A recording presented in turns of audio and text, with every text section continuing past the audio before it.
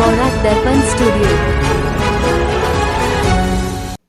নমস্কার, নিউজ বরাক দর্পণ স্টুডিও থেকে সবাইকে আবারও স্বাগত জানাচ্ছি। আজকের গুরুত্বপূর্ণ খবরের সংক্ষিপ্ত হেডলাইন। খাঁচাড়ে বিপুল পরিমাণ অবৈধ মদ উদ্ধার। স্বাধীনতা দিবসে কোথায় পতাকা তুলবেন কোন মন্ত্রী? ধুবড়ীতে স্ত্রী হত্যার অভিযোগ, গ্রেপ্তার স্বামী। আমিনুর রহমান পেলেন 2026 সালের অসমীয়া শিশু সাহিত্য পুরস্কার। 757 শিক্ষার্থীকে বৃত্তি দিল রয়্যাল গ্লোবাল ইউনিভার্সিটি। 88 কোটি টাকার হেরোইন জব্দ, গুয়াহাটিতে গ্রেপ্তার পাচারকারী। আয় বহির্ভূত সম্পত্তি মামলা, সুপ্রিম কোর্টে রাহুল গান্ধী। স্বাধীনতা দিবসে দিল্লির বিভিন্ন গুরুত্বপূর্ণ স্থানে বোমা বিস্ফোরণের হুমকি। উত্তরাখণ্ডের সুরঙ্গ ধসে 7 শ্রমিকের মৃত্যু। মহারাষ্ট্রে বুথের আতঙ্কে বোর্ডিং ছাড়ল 608 পড়ুয়া। ইরান আমেরিকা উত্তেজনা ফের তুঙ্গে, ট্রাম্পকে কটাক্ষ ইরানের। বিস্তারিত প্রতিবেদনে। কাছাড় জেলার দিগরকাল চেকপোস্টে মিজোরামে পাচারের পথে 553 কার্টন বিদেশি মদ উদ্ধার করেছে পুলিশ। মেঘালয় থেকে মিজোরামগামী এই ট্রাকে অন্য খাদ্য সামগ্রীর নিচে মদ লুকিয়ে রাখা হয়েছিল। উদ্ধার হওয়া মদের বাজার মূল্য প্রায় 40 লক্ষ টাকা। ঘটনায় ট্রাক চালককে গ্রেপ্তার করে তদন্ত করছে পুলিশ। স্বাধীনতা দিবসে অসমের বিভিন্ন জেলায় পতাকা উত্তোলনের দায়িত্ব পেলেন মন্ত্রীরা। খানাপাড়ায় পতাকা তুলবেন মুখ্যমন্ত্রী ডক্টর হিমন্ত বিশ্ব শর্মা। শিলচরে পতাকা উত্তোলন করবেন কৌশিক রায়। এছাড়া বিভিন্ন জেলায় দায়িত্ব পেয়েছেন রামেশ্বরতলী, অতুল বরা, অজন্তা নিয়োগ সহ অন্যান্য মন্ত্রী ও নেতারা। ধুবড়ির বান্দিহানার চালবান্ধায় স্ত্রীকে হত্যার অভিযোগ উঠেছে স্বামীর বিরুদ্ধে। মৃতার নাম মমতাজ বেগম। ঘটনার পর স্বামী আলী পারমানিককে গ্রেপ্তার করেছে পুলিশ। হত্যার প্রকৃত কারণ জানতে পুলিশ তদন্ত চালিয়ে যাচ্ছে।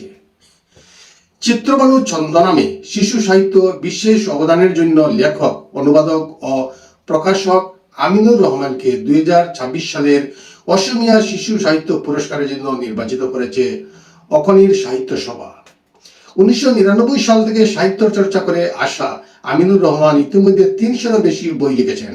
এর মধ্যে 100-এরও বেশি শিশুদের বই এবং 200-এরও বেশি কিশোর উপযোগী বই রয়েছে। 2018 সালে তার 50টি গল্পের বই একসঙ্গে প্রকাশিত হয়। চলতি বছরের শেষের দিকে তেজপুরে তাকে এই পুরস্কার প্রদান করা হবে বলে জানিয়েছে আকনির সাহিত্য সভা। গুয়াহাটিতে 2026-27 শিক্ষাবর্ষে রয়্যাল গ্লোবাল ইউনিভার্সিটির 757 জন শিক্ষার্থীকে বিভিন্ন বিভাগে বৃত্তি প্রদান করা হয়েছে। এর মধ্যে 57 জনকে সেমিস্টার টপার স্কলারশিপ দেওয়া হয়। মেধা, বিশেষ কৃতিত্ব ও সামাজিক অবদানের ভিত্তিতে শিক্ষার্থীরা সর্বোচ্চ 100%, 50% ও 25% পর্যন্ত ফিতে ছাড় পাবেন। এছাড়া 25 জন শিক্ষার্থীকে সার্টিফিকেট অব মেরিট প্রদান করা হয়। অনুষ্ঠানটি শিক্ষার্থীদের উচ্চশিক্ষায় উৎসাহিত করার লক্ষ্যেই আয়োজন করা হয়। গুয়াহাটির 6 মাইলে অভিযান চালিয়ে প্রায় 88 কোটি টাকা মূল্যের 10 কেজি হেরোইন জব্দ করেছে পুলিশ। চচলের ওয়াম রেসিডেন্সির একটি ফ্ল্যাটে আলমারির ভিতরে লাল ব্যাগ থেকে মাদক উদ্ধার করা হয়। এপিএস কল্যাণ পাঠকের নেতৃত্বে চালানো অভিযানে হরদীপ সিং নামে এক পাচারকারীকে গ্রেপ্তার করা হয়েছে। হায়দ্রাবাদ হাইকোর্টের তদন্তের নির্দেশকে চ্যালেঞ্জ করে সুপ্রিম কোর্টের দ্বারস্থ হলেন কংগ্রেস নেতা রাহুল গান্ধী। তার বিরুদ্ধে সিবিআই ও ইডি তদন্তের নির্দেশ দিয়েছিল হাইকোর্ট। মামলাটি দিল্লি হাইকোর্টে স্থানান্তরের আবেদন ও জানিয়েছেন রাহুল। আগামী 17 আগস্ট সুপ্রিম কোর্টে মামলাটির শুনানি হতে পারে। অন্যদিকে 20 আগস্ট পর্যন্ত শুনানির জন্য মামলাটি তালিকাভুক্ত করেছে এলাহাবাদ হাইকোর্ট। স্বাধীনতা দিবসের একদিন আগে দিল্লি হাইকোর্ট লালকেল্লা, ইন্দিরা গান্ধী আন্তর্জাতিক বিমানবন্দর সহ একাধিক গুরুত্বপূর্ণ স্থানে 15 আগস্ট বোমা বিস্ফোরণের হুমকি দিয়ে ইমেইল পাঠানো হয়েছে। দিল্লি মেট্রো রেল পরিষেবা ও কয়েকটি সরকারি দপ্তরকেও হুমকির তালিকায় রাখা হয়েছে বলে জানা গেছে। ঘটনায় দিল্লি পুলিশ ও নিরাপত্তা সংস্থাগুলি সতর্ক হয়ে তদন্ত শুরু করেছে। ইমেইলটির প্রেরককে শনাক্ত করার চেষ্টা চলছে। উত্তরাখণ্ডের চামোলি জেলার মায়াপুর এলাকায় নির্মীয়মান জলবিদ্যুৎ প্রকল্পের সুড়ঙ্গে বৃহস্পতিবার সন্ধ্যায় ধস নামে। জল ও কাদার স্রোতে সুড়ঙ্গের মুখ বন্ধ হয়ে যায় এবং 22 জন শ্রমিক আটকে পড়েন।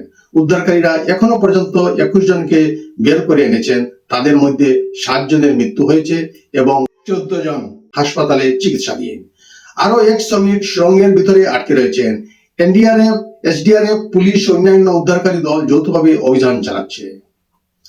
মহারাষ্ট্রের অমরাবতীর একটি সরকারি বোর্ডিং স্কুলে রাতে ঘুঙুরের শব্দ, হাসি কান্নার আওয়াজ শোনার গুজব ছড়িয়ে পড়ে। আতঙ্কে 608 জন পড়ুয়া বোর্ডিং ছেড়ে বাড়ি ফিরে যায়। পরে মনোবিদদের কাউন্সিলিং এ জানা যায় মানসিক চাপ ও ভীতির কারণেই এমন পরিস্থিতির সৃষ্টি হয়েছে। স্কুল কর্তৃপক্ষ পড়ুয়াদের নিয়মিত কাউন্সিলিং এর ব্যবস্থা করার কথা জানিয়েছে। ইরান আমেরিকা দীর্ঘদিনের উত্তেজনা ফের বেড়েছে। সাবেক মার্কিন প্রেসিডেন্ট ডোনাল্ড ট্রাম্পের ম্যাক্সিমাম প্রেশার নীতির তীব্র সমালোচনা করে ইরান দাবি করেছে এই নীতি ইরানকে নত করতে পারেনি, বরং আমেরিকার কূটনৈতিক ব্যর্থতাই প্রকাশ করেছে। ইরানি সংবাদ মাধ্যম ট্রাম্পকে কটাক্ষ করে বলেছে, এমন সুবিধাবাদী নেতারা একসময় রাজনৈতিক মঞ্চ থেকে হারিয়ে আবর্জনার বাক্সে ঠাঁই পান। 2018 সালে ট্রাম্পের প্রথম মেয়াদে যুক্তরাষ্ট্র জেসিপিওএ পরমাণু চুক্তি থেকে সরে গিয়ে ইরানের উপর কঠোর নিষেধাজ্ঞা আরোপ করে। 2020 সালে ইরানের শীর্ষ সামরিক কমান্ডার কাসেম সুলেমানির নিহত হওয়ার পর দুই দেশের সম্পর্ক আরো তীব্রভাবে অবনতি ঘটে। আজকের প্রতিবেদনে এখানেই সংক্ষিপ্ত বিরতি টানছি। সবাইকে আবারও নমস্কার জানিয়ে বিদায় নিচ্ছি। न्यूज बोरा दर्पण स्टूडियो।